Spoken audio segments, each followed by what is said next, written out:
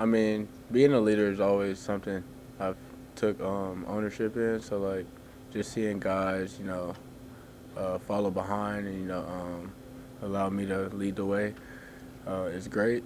But I'm a guy who kind of leads by example or lead vocally. But I think just how do I say this?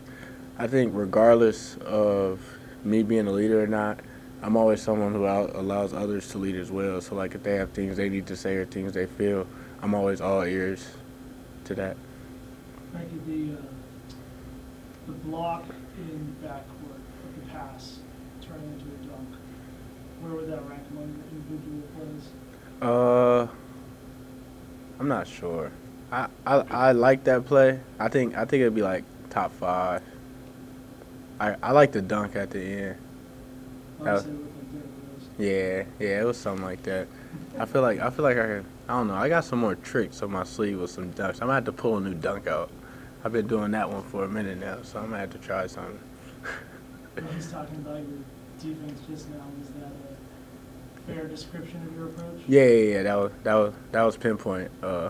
I take pride in defending, so like even when we going through our scouts or whatever, I've always make sure I got the best player on the floor, just because I want to shut that person down and help our team defensively. So Frankie, your birthday today, right? You're yeah. embarking on this new year. What are your goals as a basketball player for this next year? Just to continue to just grow mentally, physically, emotionally, spiritually, and just try and be the best version of myself. I think just being efficient and just going out there regardless of what's happening, if the ball's going in the hoop or not, just continue to play hard. Always be myself. Frankie, kind of after that Ryan's technical foul the other night against UCLA, you came up to him, tried to compose him, and you've done that around with some other teammates. What are your thoughts when you are trying to compose the team, get everyone back where it was? My thoughts is just to always try and be calm and just say positive words. Cause like when you're in a moment like that, it's probably because you're a little heated or you're a little upset about something. So positivity could help calm us down and help us move forward. So just being positive and trying to stay in the air and be as calm as possible. We can't have everyone upset and all angry. So. Frankie, you guys have talked about, this is the shot for you guys to go #1 in the conference. What have been those conversations during practice and in the locker room going into this game against Washington? Just how locked in we got to be. This is a huge game for us and for us moving forward. So for us to go out here and try and get this win, and if we can get the win, that's huge because that puts us at the top spot, and we'll have teams chasing from behind. So I think if we stay locked in and just having good practices, rack up these next couple of days of practice and leading into the game. I remember after that loss to Northwestern, we were sitting at the podium with Bobby, and he was talking about, clearly I have to get these guys more prepared, and you were kind of shaking their head, like, no, this is on us. Has it been a pleasant surprise to see that you're now tied for first in the pack in that third? I don't think it's a surprise. I think it's just something that we had in us. I think we had this in us. I just think it just took maybe like a mental break for us. Like we had a mental break for us to go home with our families and Christmas break, enjoy our time. So now that we're back, we came back with a new mindset and everyone's playing hard and we're playing together. So that's what we were missing. Frankie, that game against USC, you kind of saw flashes of Salmonga like he was at Tulsa. How do you kind of see him? Is he getting more comfortable? Is he getting more touches? How do you see him kind of developing with this team? I think with him it's just coming in and playing hard all the time. Because sometimes he may not get a lot of touches or whatever the case may be, but honestly, he created those touches by getting those offensive boards and drawing fouls and just playing hard and doing what he needs to do. So I think with him just moving forward, if he continues to come in and just be that spark for us, he'll see himself getting a lot more minutes and staying on the floor. Frankie, going into Oregon, place that nobody has won, and you talk about how you guys have had the lock in. How do you specifically, when you're about to go on the court and all the fans in there are kind of praying on your downfall, how are you locking in that moment? It's just staying together. Usually when you're on the court, you try and tone out like the opposite crowd. Just try and play and stay within the line. So for us, I think as long as we're locked in and we're tight and we know we're all on the same page, I think it don't matter where we play, as long as we just try and be consistent of what we do and how we play at home. It's kind of a limited amount of opportunities left on the schedule, kind of falls to the resume for the tournament. How do you guys kind of maximize that, and are you guys having those conversations about maximizing those opportunities? Yeah, I think it's just by taking games day by day.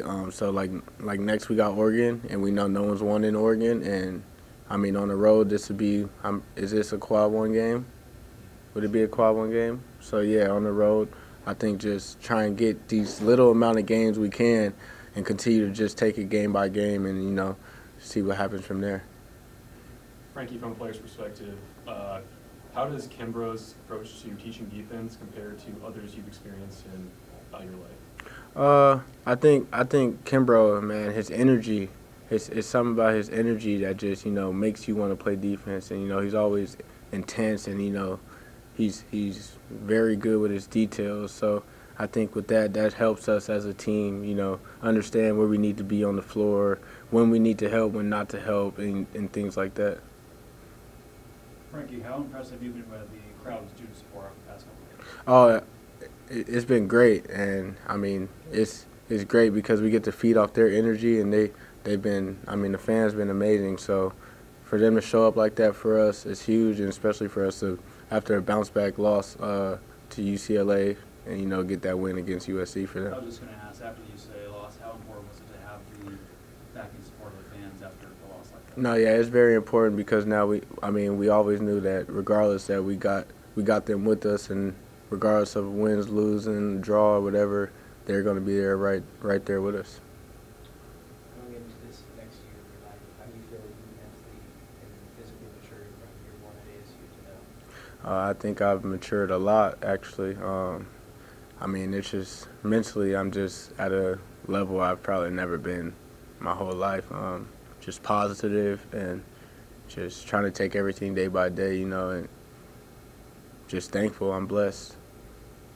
Frankie, you've been on a tear defensively this year, career high 3.1 steals per game. So what has led to just taking that big leap on the defensive end?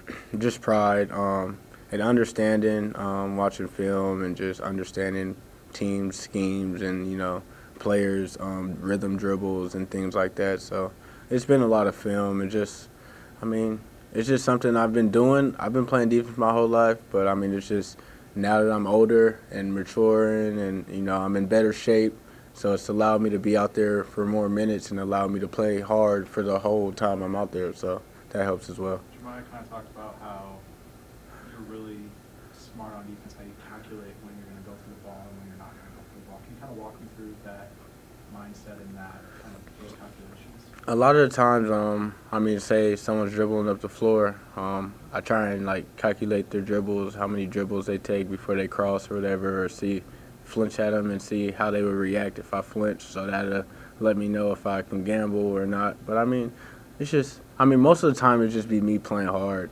If I just play hard, the ball just finds me. So, that's what it is most of the time.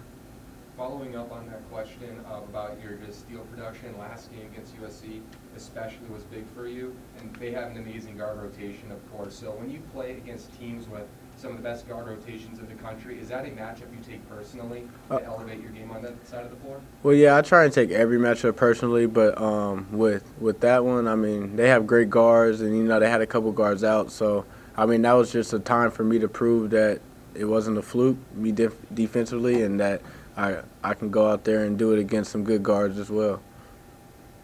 Frankie, when you say that mentally you're at a place you may not have been in your whole life, is that like a confidence thing? Bobby actually said that he thought you were more at peace with yourself. Yeah, I think I'm at a lot of peace with myself. Like I said, I've just been happy, and not dealing with any negative energy, and just having a lot of positive energy and just protecting my peace. So whenever something negative comes, I just maintain and be myself regardless of what it is. Just think of the bright side. Frankie, speaking of positive energy, which one of your teammates was the first one to text you happy birthday this morning? Who was it? I think it was JoJo. Oh, no, Adam. We share the same birthday. It was Adam. It was Adam. Birthday, by the way. Thank you.